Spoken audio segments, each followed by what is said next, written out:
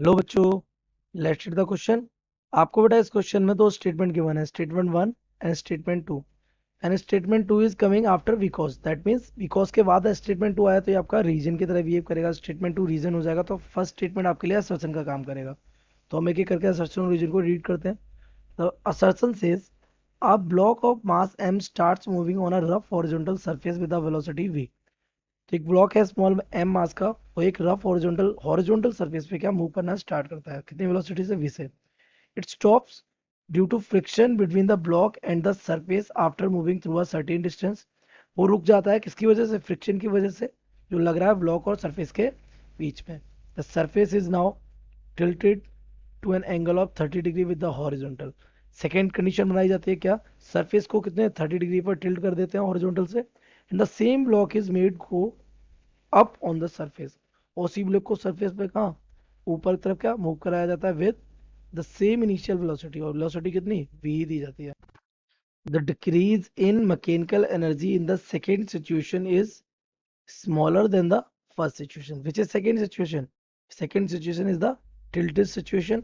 तो tilted situation में जो एनर्जी है वो स्मॉलर है, जो डिक्रीमेंट है एनर्जी का ना, एनर्जी का डिक्रीमेंट स्मॉलर है किससे, फर्स्ट में। दैट मीन फर्स्ट में एनर्जी का क्या होता है, ज्यादा डिक्रीमेंट होता है और सेकेंड में कम होता है।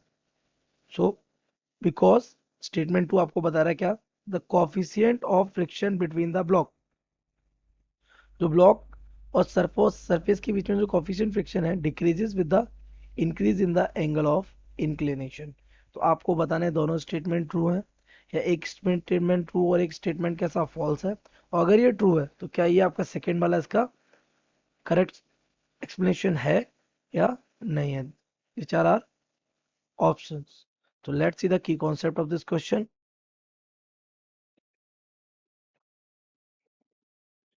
The key concept of this question is beta that we should know about the mechanical energy of a block। तो मैकेनिकल एनर्जी क्या होती है, मैकेनिकल एनर्जी हम एक बॉडी की स्टेट की टोटल एनर्जी को कहते हैं mechanical energy. We can say it to the total energy. और ये जो टोटल एनर्जी होती है मेनली किस फॉर्म में होती है, it is equal to the, हम इसको ई से डिनोट कर सकते हैं। This will be kinetic energy and plus potential energy. This is K and this is U. तो दिस इज गिवन, ये हमारा क्या है, मैकेनिकल एनर्जी है। और दूसरा जो हमारा लॉजिक इसमें यूज हो रहा है दैट इज एनर्जी टोटल।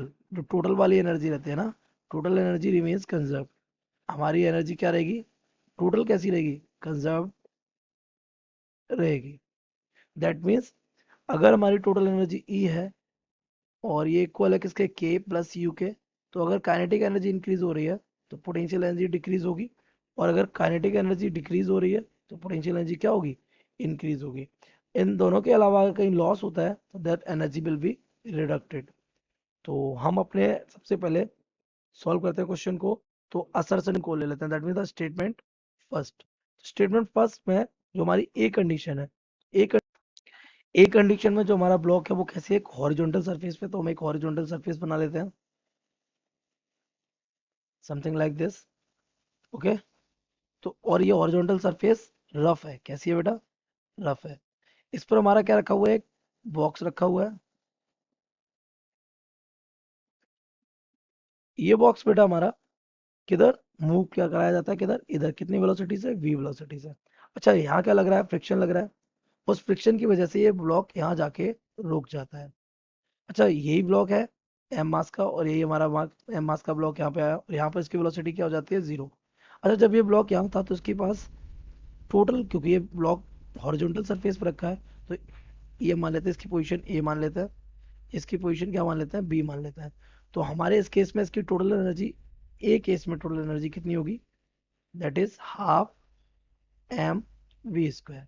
और अगर हम इसकी बी केस में एनर्जी देखें तो इसकी टोटल एनर्जी बी केस में कितनी हो जाएगी, जीरो।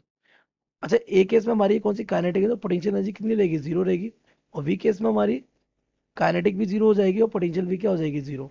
तो अगर हम एनर्जी का चेंजमेंट देखें तो change in energy that means the decrease in energy in first case, और we can say the A case, ये हमारी हो जाएगी फाइनल, यानी कि E B minus E A something. तो ईवी कितना है हमारा 0 एंड माइनस ये कितना है हाफ एम वी स्क्वायर। तो हमारा टोटल डिक्रीमेंट कितना आता है half M V square. Minus sign क्या शो कर रहा है कि डिक्रीमेंट है। तो पहले वाले केस में हमारा मतलब जब वो हॉरिजॉन्टल सरफेस पे था उसकी decrease in energy I half M V square. अब सेकेंड केस के लिए हम इसको मेजर करते हैं। सेकेंड केस में क्या कह रहा है हम इसी वाले हॉरिजॉन्टल प्लेन को इंक्लाइन कर देते हैं कितनी डिग्री पर 30 डिग्री पर। This is what 30 degree. अब हम अपने ब्लॉक को यहाँ से क्या कराते हैं सेम वेलोसिटी देते हैं और ये वेलोसिटी यहाँ से कितनी वी वेलोसिटी जाता है और ये यहाँ जाके रुक जाता है। ये फिर से रुकता है यहाँ इसकी वेलोसिटी कितनी हो जाती है 0। तो अगर हम इसकी पोजीशन फिर देखें ये पोजीशन ए है ये पोजीशन क्या है बी है। तो इसकी जो एनर्जी होगी पोजीशन ए पर तो द पोजीशन ए की एनर्जी क्या हो जाएगी हमारी ई ए। ये ई ए हमारी हो जाएगी यहाँ पर कितनी काइनेटिक एनर्जी कितनी होगी हाफ एम वी स्क्वायर। और यहाँ पर इसमें हाइट बिल्कुल नहीं है तो इसकी पोटेंशियल एनर्जी कितनी होगी 0। तो इसकी ई ए पर स्टेट ए स्टेट पर एनर्जी कितनी होगी हाफ एम वी स्क्वायर। और उसके बाद जब वी स्टेट की एनर्जी चेक करेंगे तो वी स्टेट पर इसकी टोटल एनर्जी हो जाएगी क्योंकि ये रुक गया है तो हाफ एम वी स्क्वायर ये तो हमारा हो जाएगा 0 क्योंकि ये वी हमारा क्या है 0 हो जाएगा। और प्लस ये वाली जो हाइट होगी इतनी हाइट तक ये ऊपर तक गया है इसकी एनर्जी और आ जाएगी एम जी एच।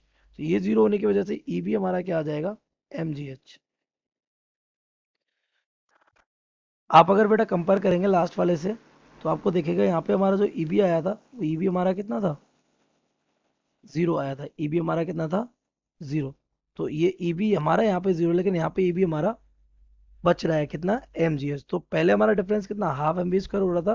तो अब अगर हम डिक्रीज इन एनर्जी चेक करें तो decrease in energy will be ये डेल्टा ई बी के इसकी एनर्जी मान लेते हैं इसको और डेल्टा ई बी हमारा हो जाएगा ई B minus E A.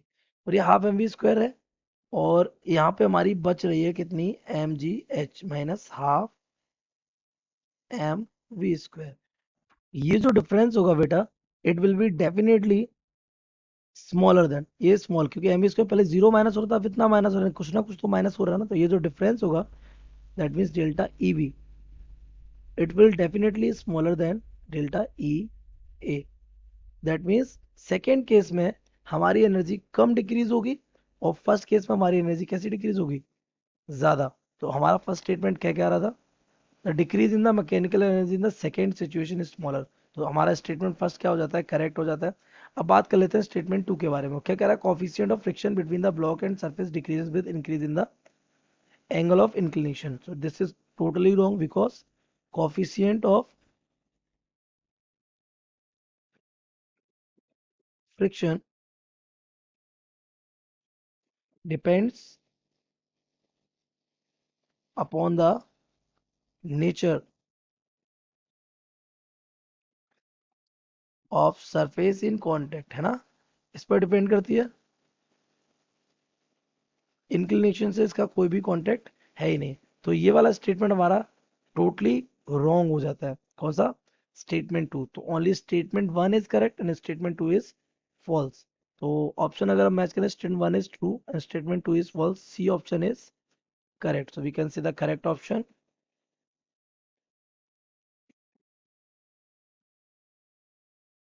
C. I hope you have understood it well. Best of luck.